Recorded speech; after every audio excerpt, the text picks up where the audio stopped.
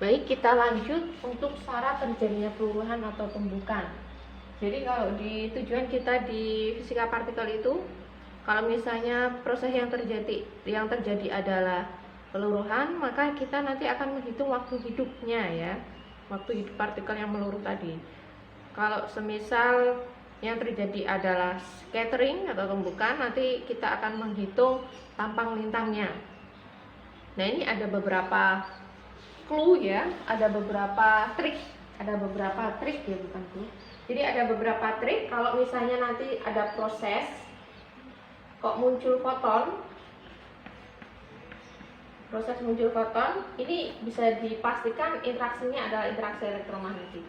Kemudian nanti kalau ada proses kok hasilnya itu ada neutrino, bisa dipastikan ini interaksi lemah.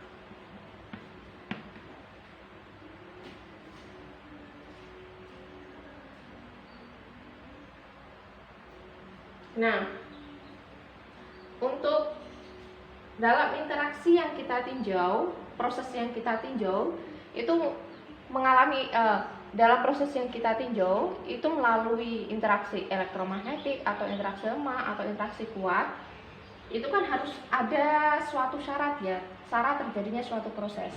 Misalnya suatu proses mengalami interaksi lemah, kuat atau elektromagnetik itu dapat terjadi apabila memenuhi syarat sebagai berikut misalnya. Nah, syarat-syaratnya apa saja yang kita punya di fisika partikel ini? Ya, yang pertama syaratnya itu yang muatan ini ya. Jadi muatan sebelum proses dan setelah proses itu harus selesai. Jadi muatan, jadi proses entah dia mengalami interaksi elektromagnetik lemah atau kuat, muatan sebelum dan sesudah proses itu harus selesai. Jadi muatan sebelum ya, sebelum itu harus sama dengan muatan sesudah. Kemudian yang kedua ada bilangan color. Nah, kita punya color. Untuk interaksi elektromagnetik ya, untuk interaksi elektromagnetik dan interaksi lemah itu kan tidak punya bilangan color. Jadi tidak punya ya, tidak punya bilangan color. Yang punya bilangan color itu hanya interaksi kuat. Tapi interaksi kuat untuk membedakan seperti yang kita tadi bahas ya, misalnya up red, up blue, up green itu kan tidak bisa dibedakan. Jadi ini untuk yang color ini kita bisa abaikan ya, karena ini tidak bisa dibedakan. Up yang kita tinjau itu colornya apa itu kan tidak bisa dibedakan. Jadi ini tidak harus ini kita bisa abaikan untuk color. Kemudian yang ketiga itu ada yang namanya bilangan baryon. Bilangan baryon. Nah,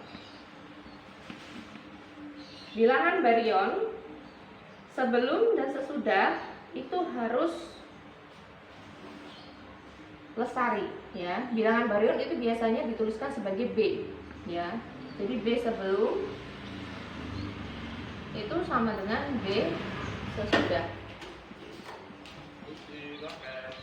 B sebelum itu sama dengan B sesudah. Bilangan baryon untuk baryon itu 1.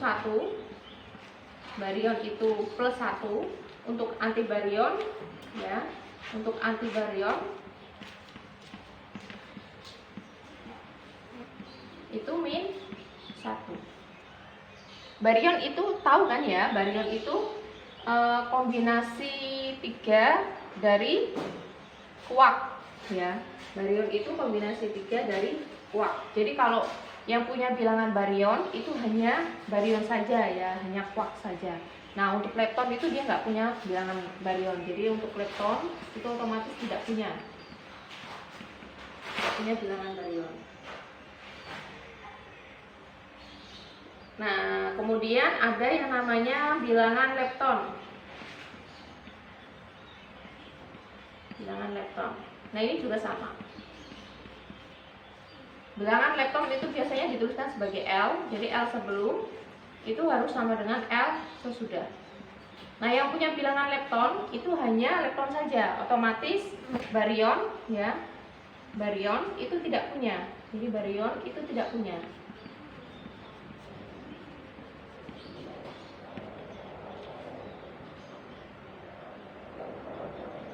Kemudian di interaksi kuat itu ada yang namanya bilangan S, strain ya. Jadi lepton number, kemudian ada yang varian, jadi ini string ya.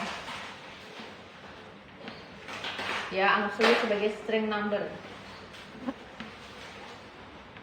Yang mempunyai bilangan string itu kan otomatis kan hanya baryon ya, hanya quark saja yang ada ya, bisa baryon bisa meson ya, kombinasi quark gitu ya. Jadi S sebelum itu harus sama dengan S sesudah. Secara garis. Kemudian contohnya ya, contohnya misalnya interaksinya, saya contohkan ya, interaksi yang mungkin terjadi adalah misalnya interaksi ini, neutron berubah menjadi proton plus elektron plus antineutrino elektron. Oke, kita analisa. Proses yang pertama ini bisa terjadi atau tidak. Neutron meluruh menjadi proton, nggak usah dikasih plus. Ini neutron meluruh menjadi proton plus elektron plus antineutrino elektron. Ini kalau kita tuliskan kombinasi quarknya, berarti neutron itu up, down, down. Proton itu up, up, down. Nah, kita analisa yang pertama muatannya ya. Q sebelum harus sama dengan Q sesudah.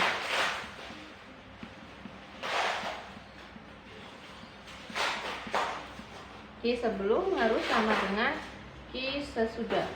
Q sebelum di sini neutron itu kan muatannya 0.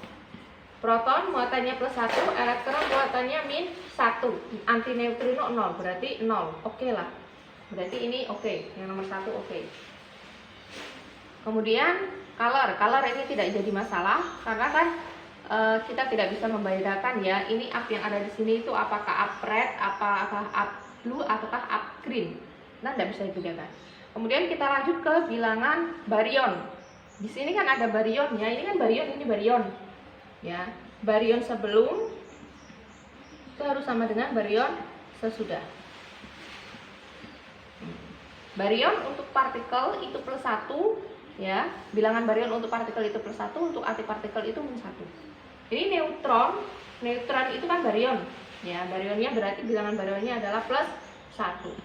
Proton itu juga baryon berarti plus 1. Elektron dia kan lepton, nggak punya bilangan baryon. Antineutrino juga dia lepton, nggak punya bilangan baryon. Oke, berarti bisa terjadi. Kemudian bilangan lepton. Lepton sebelum itu harus sama dengan lepton sesudah. Nah, neutron itu kan dia termasuk baryon. Dia termasuk quark ya. Jadi ini dia tidak punya bilangan lepton. Proton dia juga bukan lepton, jadi nggak punya bilangan lepton. Elektron itu dia termasuk lepton. Bilangan leptonnya adalah plus 1. Ya, ini lepton itu kalau misalnya partikel itu berarti dia plus 1, antipartikel itu min 1. Antineutrino itu dia termasuk lepton, bilangan baryonnya karena anti itu kan antipartikel berarti min 1. Jadi ini sama dengan 0. Nah, kemudian S ya. Bilangan S-nya, stringnya, ini kan nggak ada S. Jadi S sebelum itu kan harus sama dengan S sesudah. Kalau kita lihat ternyata di sini tidak ada S, tidak ada quark S. berarti kan 0. Ini di sini juga tidak ada kuark S, berarti sama dengan 0. Berarti proses ini bisa terjadi. Nah, sekarang bagaimana caranya kita menggambarkan diagram Feynman-nya? Nah, untuk menggambarkan diagram Feynman-nya itu up, ini kita pasangkan terlebih dahulu ya. Up itu dengan up, kemudian down dengan up, down dengan down. Jadi kalau kita gambarkan nanti bentuknya bisa seperti ini. Kita gambarkan yang sepasang dulu, up dengan up, down dengan down. Up, up,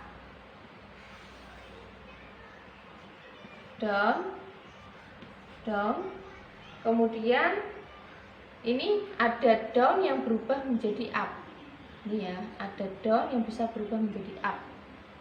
Nah, ini kenapa bisa terjadi? Karena kan tadi ada matriks CKM tadi ya, ada down yang bisa berubah menjadi up. Ini ada down yang bisa berubah menjadi up. Nah, perubahan ini kemudian di sini ada neutrino sama elektron. Masih ingat ya, kalau neutrino ada, kalau suatu proses di sana itu ada neutrino, berarti dia merupakan interaksi lemah. Berarti moderatornya berupa boson B plus minus atau Z. Nah, ini sama ini. Nah, gambarnya begini. Jadi ini elektron,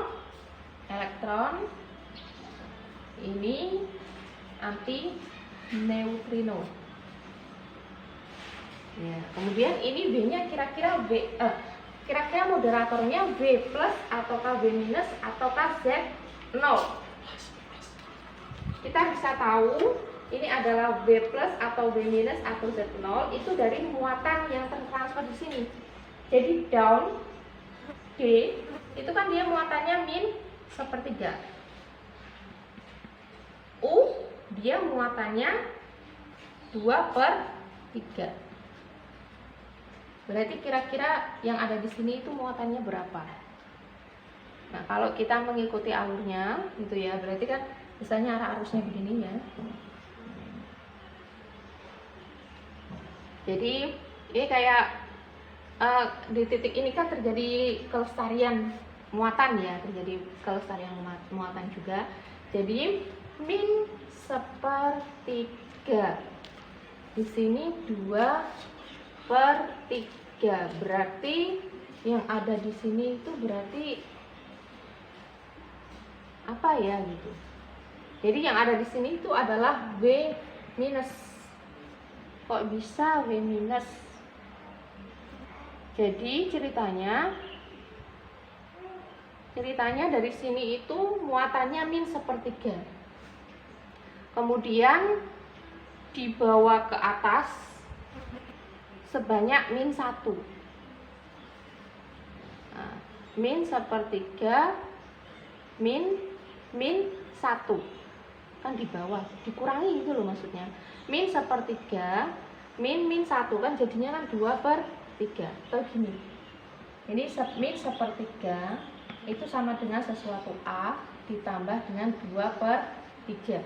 Berarti A ini adalah min 1 ya. Ini min sepertiga, yang ke sana itu min 1, yang ke sini adalah 2/3. Jelas ya? Awalnya ini min sepertiga dibawa ke sana min 1, dibawa ke sini 2/3. Jadi kan totalnya kan masih tetap sama ini. Ini min 1, ini 2/3. Jadi yang ke arah sini itu sama dengan ini ditambah dengan ini. Ya, ini begini. Kemudian contoh yang lain lagi, misalnya ini cara menggambarkan proses menggunakan diagram Feynman ya. Contohnya misalnya kita punya pion minus menjadi elektron plus neutrino, anti neutrino elektron. Kalau dari muatannya ini min 1, ini juga min 1. Kalau bilangan barionnya ini kan 0. Ini kan termasuk meson bukan barion. Ini 0, ini juga 0, ini mereka lepton. Kemudian dari bilangan leptonnya, ini kan dia termasuk meson, nggak punya bilangan barion, berarti ini 0. Kemudian leptonnya ini kan dia elektron, berarti plus 1. Dia kan lepton plus 1. Ini antipartikel, berarti ini min 1. Plus 1 min 1 juga 0. S, nggak ada S. Berarti ini prosesnya bisa berlangsung. Nah, P minus itu misalnya adalah ini down, up, anti-up, down. Anti-up, down. Ya, anti-up down menjadi elektron plus anti elektron. Nah, ini berarti pasangannya adalah anti-up sama down, ini elektron sama anti neutrino elektron. Nanti kalau misalnya mau digambarkan, itu prosesnya seperti ini.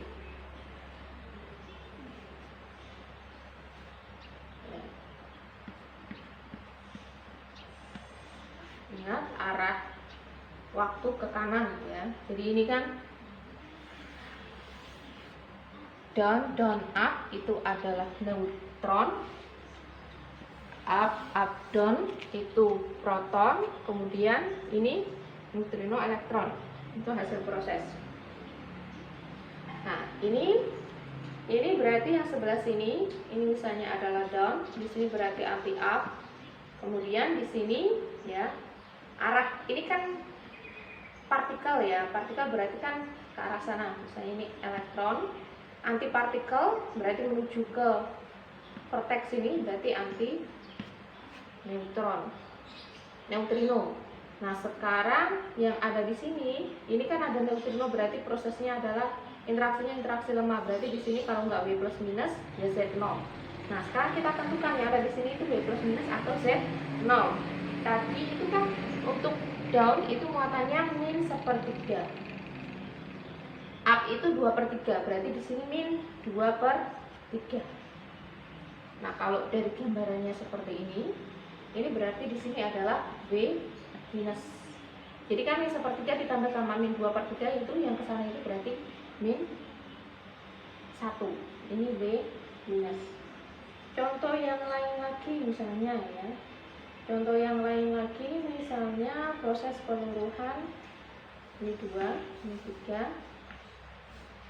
Delta 0 berubah menjadi proton plus pion minus.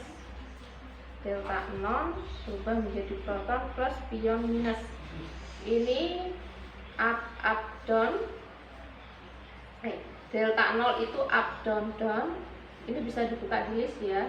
Berubah menjadi proton itu up down. Up down plus anti up down.